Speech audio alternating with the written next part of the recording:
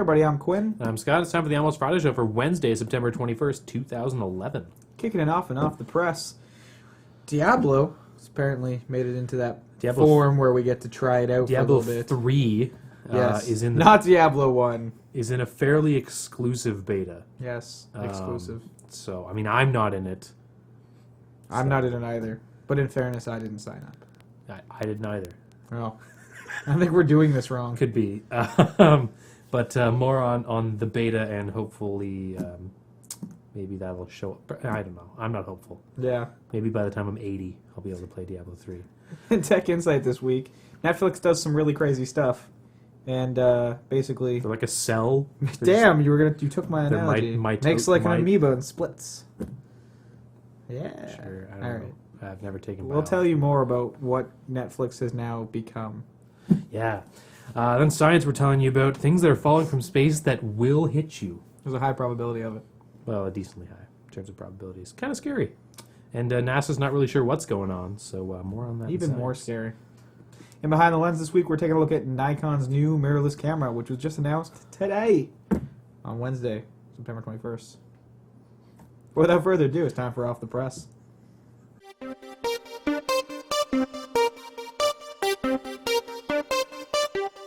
Hey everybody, welcome to Off the Press. We're kicking it off with some Blizzard news. Yay! So, earlier this week, the Diablo 3 closed beta was officially announced. Previously, you could sign up for it, and it was to be released. Air quotes. So it was released on the 20th. I think that was yesterday, at time of recording. And there's really not much to say about this closed beta. Except apparently the people that are in the beta say that it is quite awesome. Quite awesome. Yes. I was never a Diablo person myself. I missed out on that boat. Which, Diablo probably is for the better, because I remember my childhood. So, which, I tried Diablo 2, wasn't a huge fan of it, but I think I got into it a little bit too late. I put my name down for the beta anyway. I know I was watching Twitter, and Kevin Pereira of Attack of the Show fame was like, hey, I really need a license key, and then shortly thereafter had a license key and told the rest of the world that minor internet celebrity, he'd be disappearing for a while. If you're a minor internet celebrity, you're pretty much in. It's too bad I'm not a minor internet celebrity. Scott Johnson got in today, then Veronica Belmont got in today. Now we're just name dropping. Whatever. Speaking of name dropping, Ha. Doctor Who has announced who's going to be in the Christmas special. Yeah. And outside of Bill Bailey, it's really nobody important. And by important, he means people outside of Britain probably don't know. No, see, I judge someone based on whether or not they have a profile picture on IMDb. If you're not popular enough to have a profile picture on IMDb, you're probably not that popular. I guess. And only Bill Bailey had a profile picture on IMDb. Okay, fine. So that's my logic. So, So this Doctor Who Christmas special takes place in World War II after a mother and her kids get sent to a small sleepy town to, I guess, wait out the war or something. And this housekeeper is... It's always those small sleepy towns you have to be careful of. And the housekeeper in this town is a guy with a bow tie. And they go on a magical adventure or something. Oh, I totally thought you were going to suggest that the housekeeper was evil and you weren't referencing Doctor Who specifically. Because I would have liked the housekeeper to be Bill Bailey in a bow tie. I think Bill Bailey should play an alien. That'd be awesome. Well, he kind of looks like an alien. Exactly. All head and then some hair. Yeah. So, anyway, we've not much else to talk about this week in Off the Press. So instead, we'll talk a little bit about the movies coming up.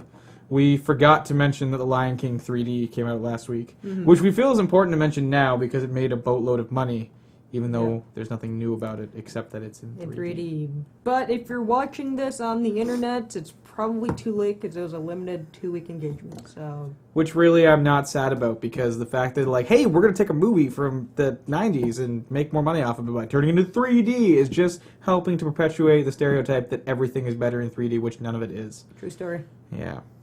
But more importantly, there's actually some interesting movies coming out. First up is Killer Elite with Clive Owen and Jason Statham and Robert De Niro.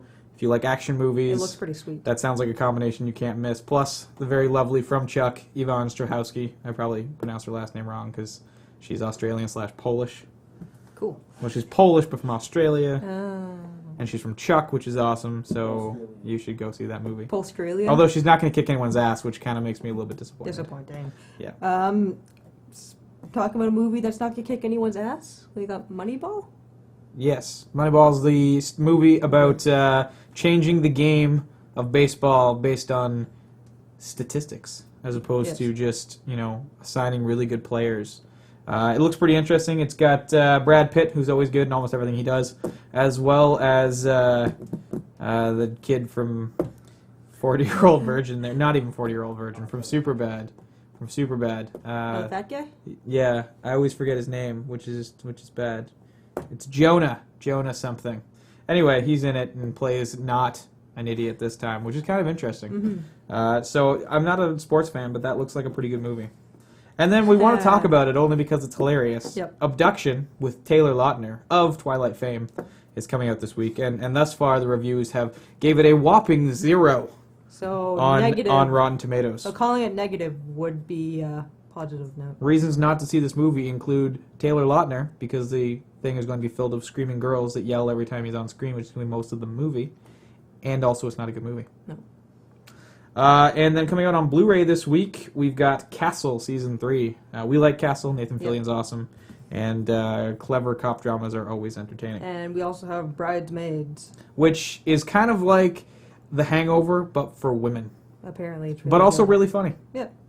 And then finally in games this week, we have Gears of War 3. Had a midnight launch this week. Because, Gears of War is popular, or so I've been told. Mm-hmm. It's been selling really They well. like those chain guns. Those are cool. And apparently those chest-high walls. Yep. We also have F1 2012. Which really, I don't know who you're trying to compete with. No, I have no idea. And then Children of Eden for PS3. The game that probably better enjoyable if you're on drugs. Well, there's a lot of games that would probably be pretty enjoyable if you're on drugs. This one is probably at the top of the list, beating out Katamari Damacy by about yay much. So if you're a habitual LSD user, check out Children of Eden. Child of Eden. Oh, Child of Eden. Yep. Well, you know what? It doesn't matter. You'll be on drugs. The name won't really matter. You'll just yell Eden a bunch of times in the store and someone will throw a copy at you. True story. Yeah.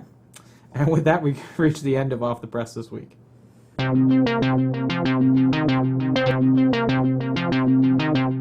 Hey, buddy. Welcome to Tech Insight. Started off with some Apple news. Yes. They've finally announced their announcement date. They've announced the announcement to There's a announce lot of that more going things. on. Yes. People like announcing the announcements. Especially Apple. Yes. Yeah. So October 4th is the date. Mark it on your calendars. Probably a Tuesday. I don't know. I'm fairly certain it's Yes. Tuesday. October is. 2nd is a Sunday, so yes. 3rd is a Monday. So Yeah. so October the 4th, you're going to see Tim Cook on the stage. Because, Steve Jobs doesn't work for the company anymore. Which, good. He shouldn't be coming back for things like that. It wouldn't That's not make why he left. sense. No, it wouldn't make sense. Be like, hey, it's Steve Jobs. You'd be like, what? Get boo. You get you get a whole bunch of people clapping their Yeah. hands wildly, but then you kind of think about it and go, I don't understand what's happening. Yeah, no. So Tim Cook's going to be on stage. We're talking iOS 5. We're thinking probably an iPhone 5. Which suggests right now that it's going to be a tapered design, going back to a rounded back sort of design, and aluminum back again. So Yeah. could be interesting.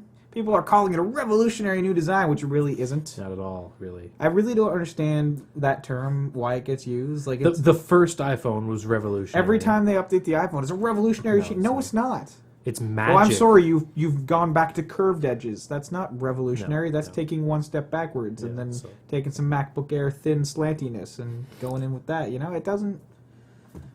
Oh man, when they make a phone that's shaped like a banana, then that's a drastic change in design concepts. It's also not revolutionary. Well, if banana phone. Oh god.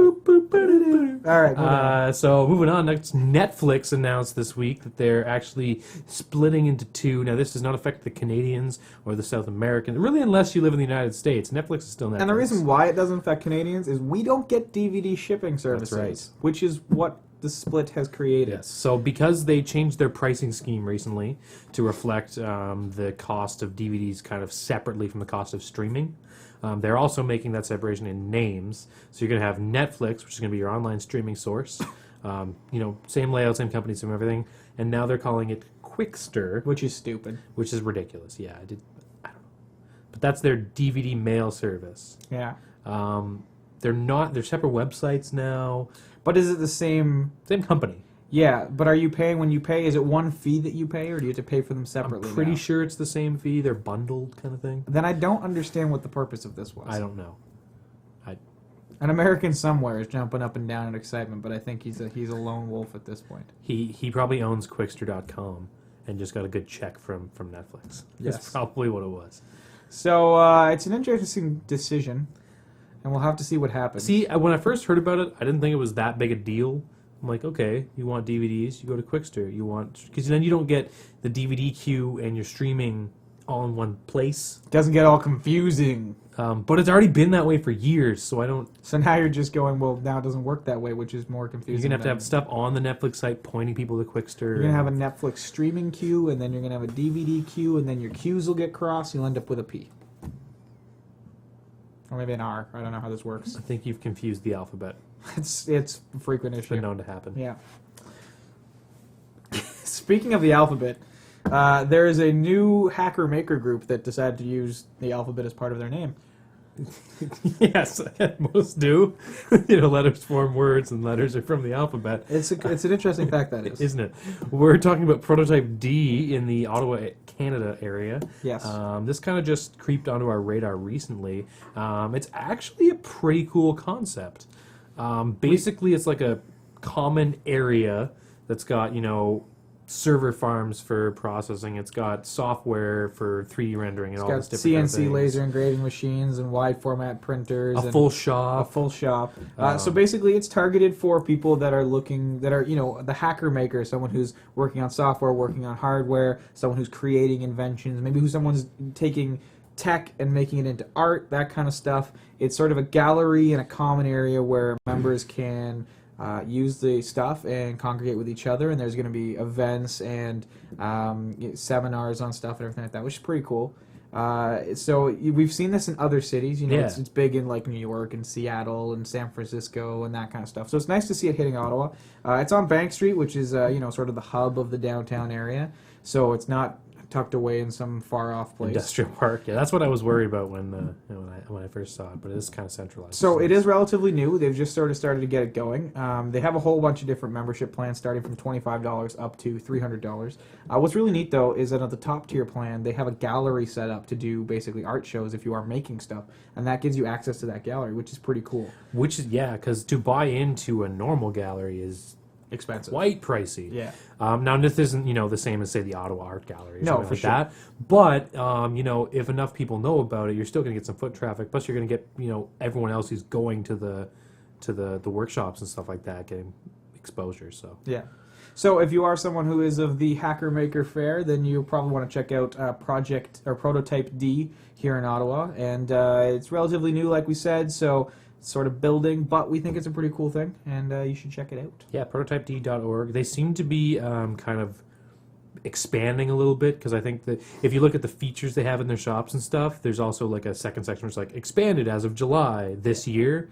Some of those expansion things were big dollars. Yeah. So hopefully we're going to see small things like that continue on if it gets enough people involved. So, and I don't think there's any term commitment. So It's unclear right now. Yeah. So it's the kind of thing that if you did have a project you wanted to work on, maybe you only needed 2 or 3 months worth of access to this gear, it could be a pretty cost-effective way of having Sure. access to a pretty large selection Yeah. of performance tools. Yeah. And that brings us to the end of Tech Insight for this week. It's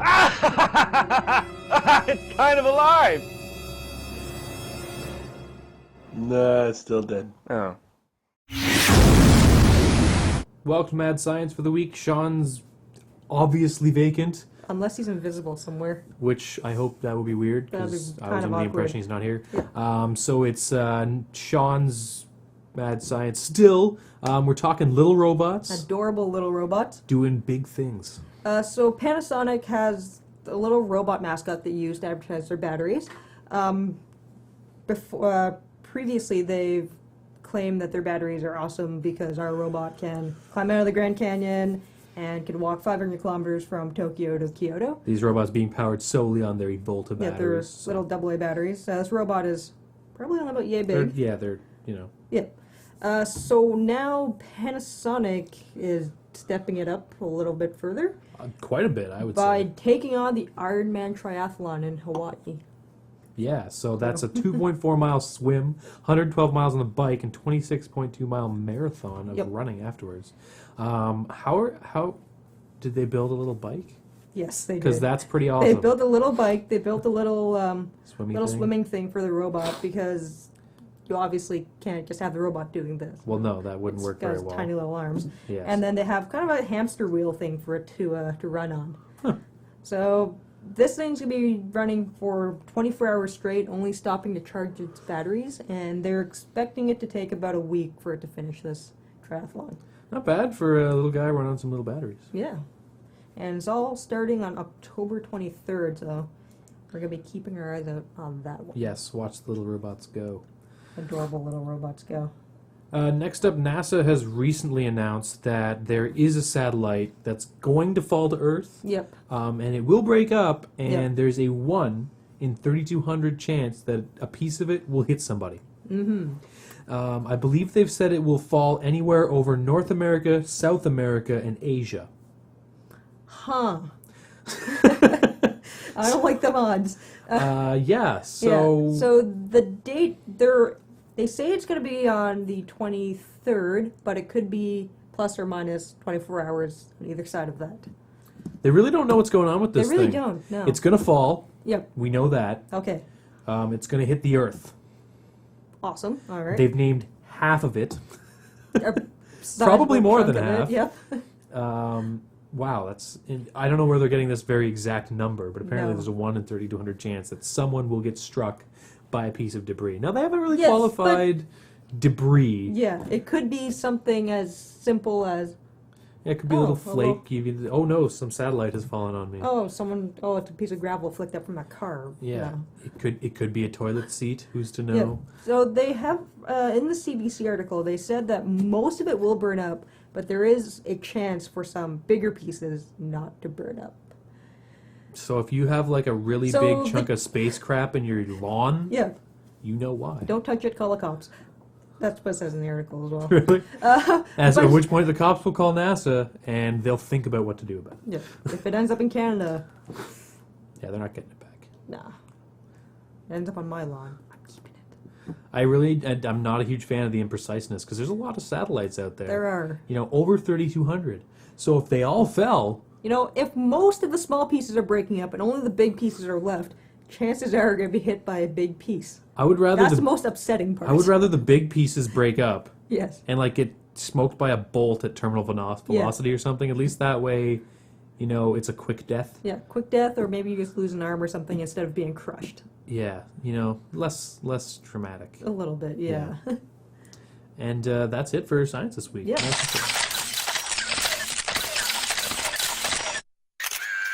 Welcome behind the lens. First up, some news very recent. Nikon's finally decided to jump into the mirrorless range with the 1 series, they're calling it.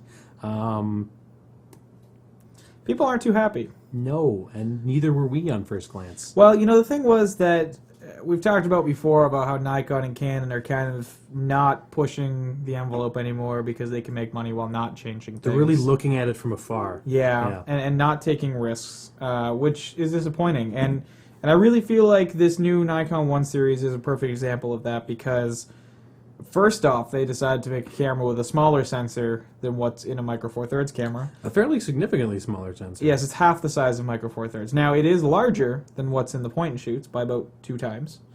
It's 4 times larger than the smallest sensor in a point and shoot. But did you really need a middle between Micro Four Thirds, which is your mirrorless market, and point and shoots, and now Nikon mirrorless? Well, see, the way Nikon is tiering this is, and it makes sense, I just don't necessarily agree with the product, is that they look at their point and shoots as their entry level, their mirrorless as their mid-range, and their SLR as their high-end, and then there's various steps in their SLRs that go up in naturally. size. So they feel like their mirrorless should be pandering to a market in between point and Yes, shoots and SLRs. But Nikon has always had a really strong mentality of being a pro company. And so there's a lot of pro Nikon shooters out there that wanted a pro mirrorless camera. They wanted something that they could use their Nikon glass on that was more of a box rangefinder style camera. And that's what a lot of people were really hoping for. You know, they would have been okay with a slightly bigger size if it was still just an entirely different design. Or, you know, have like, you know, the X one and make it, you know, a higher model or something like that. Yeah, so the bigger issue here is the crop factor. It's a 2.7 times crop factor, which means that if you put your 50mm lens onto one of these cameras, because Nikon is selling an adapter to use your Nikon F lenses, which I think is good, but your 50mm lens is now going to be about 135mm. So it's going to be hard to get anything wide angle on the camera in an F mount. And the other thing, too, is that when Pentax announced their Q system, they said, you know, we're going with a small sensor so that we can make really small lenses, which I can understand that. I don't like the Q system, but it is really small. And the Nikon isn't small enough, I feel, to really justify that price. Case in point is they have a 10mm, which is equivalent to a 26mm prime lens that is the same size as the 20mm prime lens that Panasonic makes. So you get a bigger sensor with Panasonic while still having the same size lenses. And if we look at the other lenses that they've announced, which is a 10 to 30, a 10 to 100, and a 30 to 110. So those are the ranges that they've announced. And the 10 to 100, which is sort of equivalent to like a 28 to 300 range, is a fairly big lens. It's a lens that's about yay big in size. And so it's about the same size as the 14 to 140 lens that you can get from Panasonic. So I'm not sure really what they're going for, because I would have been like, you know what, cool, we're going to have really small lenses, but we don't. So why sacrifice on sensor size if we really aren't smaller than the competition? Yeah, it's interesting product launch. The other weird stuff about the cameras is the feature set. Now, I'm really happy that they went with a 10 megapixel sensor, because I believe that this megapixel race is silly and they are going to get better image quality by having 10 megapixels. And they really couldn't push it farther than that because they were going with a smaller sensor. For sure. But some of the other stuff that's a little bit weird is that they put HD video in there, but it does 60i and 30p. So they've admitted 24p, which they know most people want, and they still don't make a frame rate for Europe, which is going to piss the Europeans off. On top of that, if you look at the back of the cameras, there's 4 modes, of which one of them doesn't appear to be manual mode. So I'm hoping you can set shutter speeds and apertures, because if you can't, that's an even more limiting product. The difference between the J1 and the V1 is that the J1 is their entry. It's about $650 with the 10 to 30 kit lens. And it doesn't have the ability to have a viewfinder or a flash or anything like that. Does it have a built-in flash, though? Yes, it has a pop-up flash with it. The V1 has an electronic viewfinder on it, and has an accessory port to put a monitor, a microphone, a GPS chip, and some other stuff that they've announced for it.